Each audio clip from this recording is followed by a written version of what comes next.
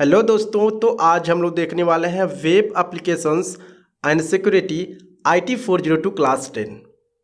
तो आइए इस वीडियो को स्टार्ट करते हैं।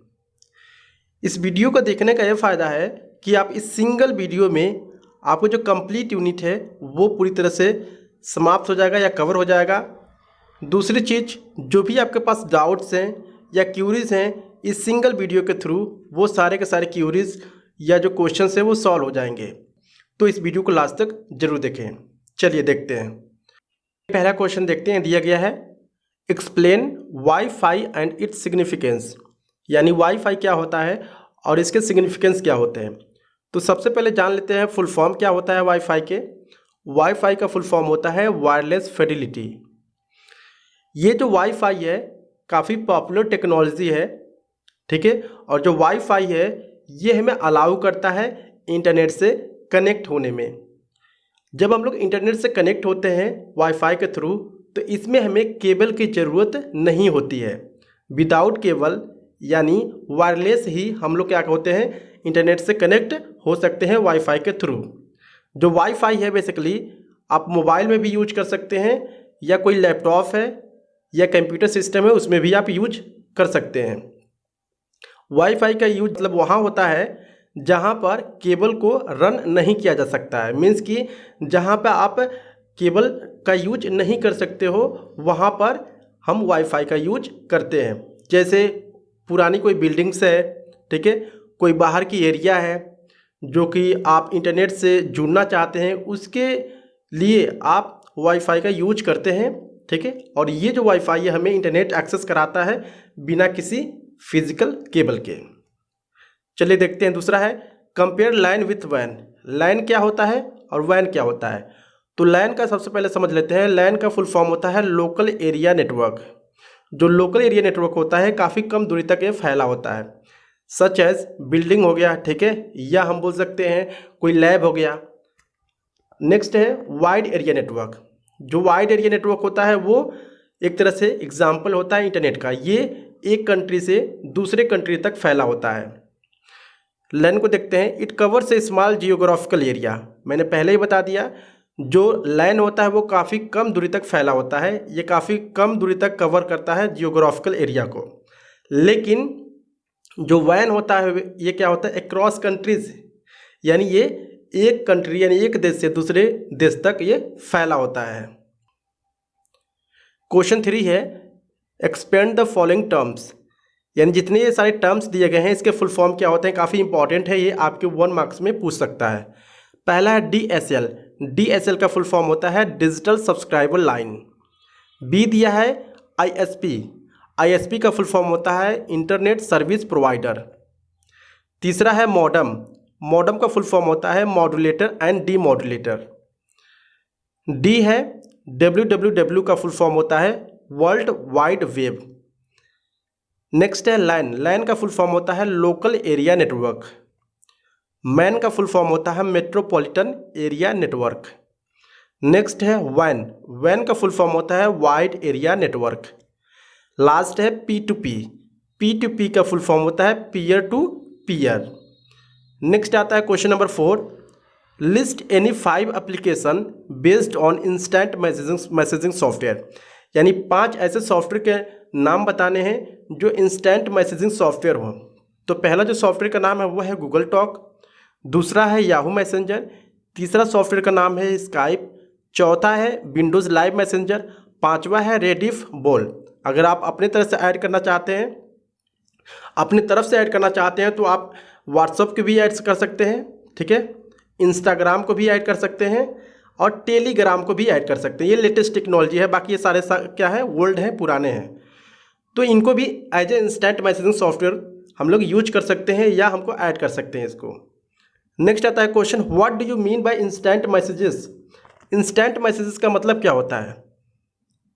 इंस्टेंट मैसेज का मतलब होता है कि कोई भी मैसेज आप भेजते हो वो काफ़ी कम टाइम में विद इन ए सेकेंड वो रिसीव्ड हो जाता है, और इसमें इंटरनेट भी शामिल होता है, तो उसको इंस्टेंट मैसेजिंग कहा जाता है। या हम लोग ऐसे कह सकते हैं, इंस्टेंट मैसेजिंग यानी IM is a form of communication over the internet, यानी एक तरह का कम्युनिकेशन होता है जो इंटरनेट के थ्रू किया जाता है। और किस तरह का हम बोल सकते हैं कम्युनिकेशन कर सकते हैं इसमें, टेक्स्ट बेस्ड भी कम्युनिकेशन कर सकते हैं। मीन्स कि लिख कर हम लोग कम्युनिकेशन करते हैं। जैसे आप व्हाट्सएप पे क्या करते हो, सेंड करते हो किसी मैसेज को, वो रिसीवर जो होता है आपको रिसीव करता है, ठीक है, आपके मैसेज को रिसीव करता है, वो उसके अकॉर्डिंग रिस्पॉन्ड करता है। तो ये हो गया आपका इंस्टेंट मैसेजिंग। नेक्स्ट है गिव एनी 3 की फीचर्स ऑफ इंस्टेंट मैसेजिंग, यानी 3 फीचर पूछ रहा है इंस्टेंट मैसेजिंग के, बताइए। तो पहला जो फीचर होता है इंस्टेंट मैसेजिंग का वो है कि आप टेक्स्ट बेस्ड मैसेज कर सकते हैं, यानी लिख कर मैसेज कर सकते हैं किसी दूसरे पर्सन को। दूसरा फ़ायदा है ऑडियो कॉलिंग, यानी ऑडियो कॉलिंग भी कर सकते हैं। तीसरा जो फीचर है वो है वीडियो कॉलिंग भी कर सकते हैं, वीडियो कॉन्फ्रेंसिंग कर सकते हैं, ठीक है। क्वेश्चन 6 है what is blog, explain it's use. Blog क्या होता है और इसके यूज क्या होते हैं। तो ब्लॉग का मतलब होता है, ब्लॉग एक वेबसाइट होता है जहाँ पर लोग जनरली क्या करते हैं, कुछ लिख कर पोस्ट करते हैं। कुछ लिखने का मतलब है कि वो अपने फीलिंग्स को या कुछ उनके पास नॉलेज है टेक्निकल या किसी भी तरह का वो चीज़ें पोस्ट करना चाहते हैं इंटरनेट पे, ठीक है, तो उसको बोलते हैं ब्लॉग। ये जो ब्लॉग है काफ़ी ईजी होता है यूज करने के लिए, टेक्निकल यूजर भी और नॉन टेक्निकल यूजर भी इसको यूज कर सकते हैं। और जो हम बोल सकते हैं ब्लॉग होता है, ये यूज होता है वेब पेज को क्रिएट करने में, ठीक है। आप भी वेब पेज आसानी से क्रिएट कर सकते हैं अगर आप ब्लॉग को यूज करते हैं तो। ये बेसिकली एक तरह से ऑनलाइन डायरी की तरह होता है जहाँ पर आप किसी भी तरह के अनाउंसमेंट, न्यूज़, रिव्यूज़, ठीक है, या किसी इवेंट के बारे में बताना चाहते हैं इंटरनेट पर लिख कर, तो आप यहाँ पर जाकर ब्लॉग पर जाके आप आसानी से कर सकते हैं। नेक्स्ट आता है list any 5 website that provide blog service. 5 ऐसे वेबसाइट के नाम बताइए जो हम बोल सकते हैं ब्लॉग सर्विस प्रोवाइड कराता है। तो पहला वेबसाइट है wordpress.com। दूसरा वेबसाइट है जहाँ पर ब्लॉग आप यूज कर सकते हो या लिख सकते हो, वो है blogger.com। तीसरा है blog.com, चौथा है bibli.com एंड पांचवा लास्ट है blogsum.com। ये पांचों वेबसाइट है जहाँ पर फ्री ऑफ कॉस्ट में जाके ब्लॉग क्रिएट कर सकते हैं, कुछ भी पोस्ट कर सकते हैं इंटरनेट पर। क्वेश्चन 8 है list any 5 offline blog editor. Offline blog editor का मतलब होता है कि बिना इंटरनेट के आप किस तरह से ब्लॉग को एडिट कर सकते हो, ठीक है। तो 5 सॉफ्टवेयर के नाम बताने हैं। तो पहला है क्यूमाना, जिसका यूज करके आप ऑफलाइन ब्लॉग एडिटिंग कर सकते हैं। ऑफलाइन ब्लॉग एडिटिंग का मतलब कि आप पहले से ब्लॉग को लिख कर रख सकते हैं, जब आपके पास इंटरनेट कनेक्शन आ जाए उसके बाद से उसको आप पब्लिश कर सकते हैं पब्लिकली। दूसरा है विंडोज़ लाइव राइटर, तीसरा है ब्लॉग डेस्क, चौथा है मार्स एडिट एंड पांचवा लास्ट है ब्लॉग जेट। ये पांचों के पांचों ऐसे सॉफ्टवेयर हैं जहां पर आप ब्लॉग एडिटिंग कर सकते हैं ऑफलाइन। नेक्स्ट आता है explain any 5 tips to manage strong password, यानी 5 टिप्स आपको बताना है जिसके थ्रू हम लोग स्ट्रॉन्ग पासवर्ड क्रिएट कर सकते हैं। तो अगर हमें स्ट्रॉन्ग पासवर्ड क्रिएट करना हो तो पहली जो चीज़ है वो है कि जो पासवर्ड की लेंथ होनी चाहिए वो 12 से 14 कैरेक्टर होनी चाहिए, ठीक है। अब दूसरी जो चीज़ है ये है कि हम जब भी पासवर्ड बना रहे हैं तो हमें कोई भी चीज़ें रिपीटेशन नहीं करना है, ठीक है, या डिक्शनरी वर्ड हमें यूज नहीं करना, हमें यूनिक वर्ड यूज करना है जो कभी कोई गेस ना कर पाए। तीसरी चीज़ कि हमें, ठीक है, लेटर को या नंबर को सीक्वेंस में नहीं रखना चाहिए, ठीक है, या कोई रिलेटिव है, कोई पेट नेम है, इसमें हमें नहीं रखना चाहिए, ठीक है। नेक्स्ट आता है हमें हमेशा सिंबल और नंबर्स या स्पेशल कैरेक्टर को ही यूज करना चाहिए पासवर्ड क्रिएट करते समय। ये काफ़ी हार्ड होता है किसी भी यूजर को गेस करने में। नेक्स्ट है capital and lower case letters. अगर कभी भी आप पासवर्ड क्रिएट करते हैं तो small letter and capital letter दोनों होना चाहिए। नेक्स्ट है avoid using same password for multiple sites और पर्पजेस, यानी आपको बार बार सेम पासवर्ड क्रिएट नहीं करना है। अगर ये पांचों चीज़ें आप अप्लाई करते हो तो आपका जो पासवर्ड है कोई भी दूसरा चुरा नहीं सकता है या इसको कोई मिस यूज नहीं कर सकता है। नेक्स्ट आता है explain any 4 best practices to secure data, यानी 4 ऐसे कोई तरीके बताइए जिससे के थ्रू हम लोग अपने डेटा को सिक्योर करके रख सकते हैं, कोई उसको मिस यूज ना कर सके या कोई हानि ना पहुंचा सके। तो पहला है keeping your user name and password private. पहली जो चीज़ है हमें अपनी यूजर नेम और पासवर्ड को प्राइवेट रखना है। दूसरी चीज़ यूज अपडेटेड एंटीवायरस, हमें हमेशा एंटीवायरस यूज करना है अपडेटेड, ठीक है। तीसरी चीज़, हमें हमेशा जब भी हम लोग ब्राउज़र यूज करते हैं बार बार, तो उसकी जो कुकीज़ होती हैं, कुकीज़ क्या होता है, एक तरह का जितनी भी चीज़ें हम लोग करते हैं वेबसाइट पर वो कुकीज़ में जाकर सेव होता है कि आपने क्या क्या चीज़ें किया, तो हमें हमेशा कुकीज़ को क्लियर करके रखना चाहिए। नेक्स्ट है do not click on link, कोई भी शेयर लिंक है जो जिसको आप नहीं जानते हो उस पर बिल्कुल भी हमें क्लिक नहीं करना चाहिए। अगर कोई शेयर लिंक है उस पर हम लोग क्लिक करते हैं तो इससे क्या हो सकता है, हमारा डेटा कोई चुरा सकता है या लीक हो सकता है। नेक्स्ट है never install software from unknown sources, यानी हमें कभी भी ऐसे सॉफ्टवेयर को नहीं इंस्टॉल करना चाहिए जिसके बारे में हमें पता नहीं हो। नहीं तो किसी ने आपको सॉफ्टवेयर भेजा है, आप उसको इंस्टॉल कर लेंगे तो आपका जितने भी डेटा है वो दूसरे बोल सकते हैं पीसी में या दूसरे सिस्टम में ट्रांसफ़र हो सकता है। लास्ट है इंस्टॉल फायरवॉल्स, यानी जो फायरवॉल्स होते हैं वो अनऑथोराइज एक्सेस को क्या करते हैं, कंट्रोल करते हैं या उनको रोकते हैं। तो हमें हमेशा फायरवॉल्स को हम बोल सकते हैं इंस्टॉल करके रखना चाहिए। नेक्स्ट आता है explain use of antivirus and anti spyware, antivirus और एंटी स्पाईवेयर का क्या यूज है। तो सबसे पहले हम लोग देखते हैं antivirus and anti spyware programs offer real time protections monitoring your computer for any changes by malware software, यानी एंटीवायरस और एंटी स्पाईवेयर क्या होते हैं, एक तरह का प्रोग्राम होते हैं जो रियल टाइम प्रोटेक्शंस प्रोवाइड कराते हैं आपके पीसी को। मीन्स कि कोई भी चीज़ें किसी भी तरह का अगर हम बोल सकते हैं सॉफ्टवेयर आपके सिस्टम है तो वो फाइंड आउट कर देता है कि ये जो सॉफ्टवेयर है आपके सिस्टम को हार्म कर सकता है या आपके डेटा को लीक कर सकता है, तो पहले ही आपको अलार्म दे देता है, बता देता है, ठीक है। तो इससे क्या होती है, हमारी जो सिस्टम होती है वो सिक्योर रहती है। Keep your antivirus and anti spyware software always up to date, हमें हमेशा अप टू डेट हमारी जो एंटीवायरस है उसको रखना चाहिए ताकि कोई भी जो डेटा है वो कोई दूसरा मिसयूज़ ना कर सके। नेक्स्ट है enlist any 3 basic safety rules to follow at work place, यानी 3 ऐसे हम बोल सकते हैं सेफ्टी रूल्स बताइए जहाँ पर हम लोग काम करते हैं उसको फॉलो करना चाहिए। दूसरा जो पहला जो सेफ्टी है वो है फायर सेफ्टी, हमारे पास हमेशा फायर सेफ्टी होना चाहिए जहाँ पर हम लोग काम करते हैं।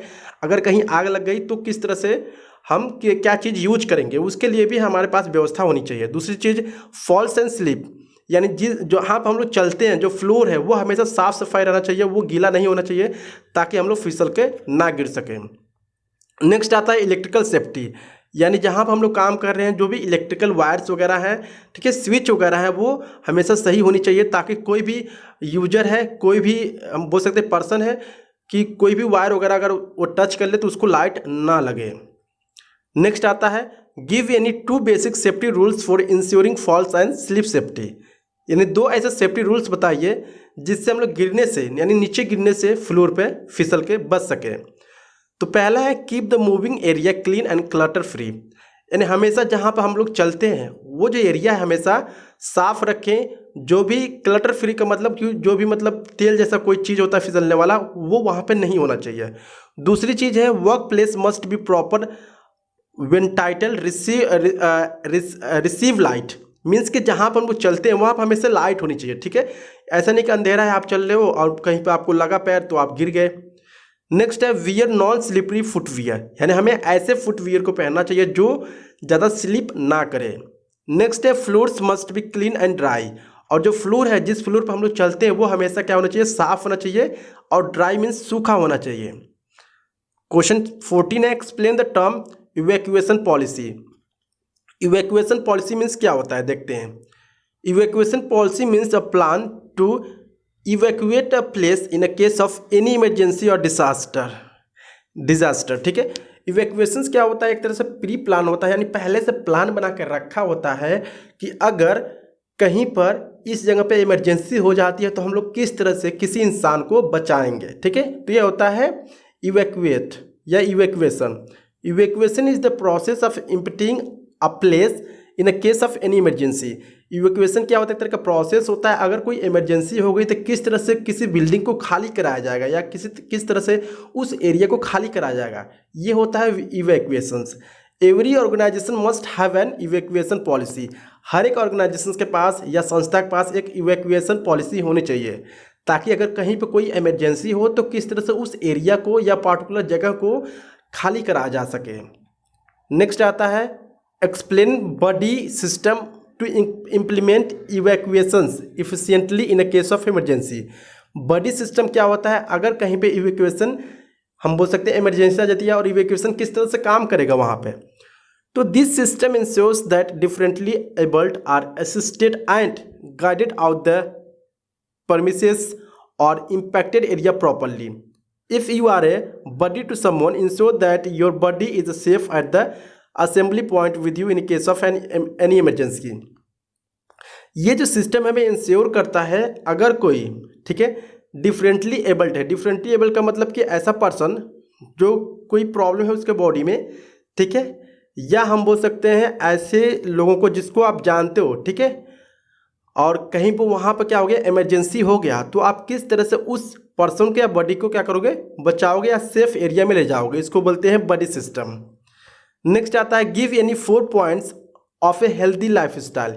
4 ऐसे पॉइंट के बारे में बताइए जो हेल्दी लाइफ स्टाइल को शो करता है। तो पहला है हेल्दी ईटिंग हैबिट्स, यानी हमें हमारे अंदर क्या होनी चाहिए, हेल्दी लाइफ स्टाइल के लिए हेल्दी ईटिंग हैबिट होनी चाहिए। दूसरी चीज़ फिजिकल एक्टिविटी होनी चाहिए, मीन्स की एक्सरसाइज वगैरह, रनिंग वगैरह करना या स्पोर्ट वगैरह में भाग लेना।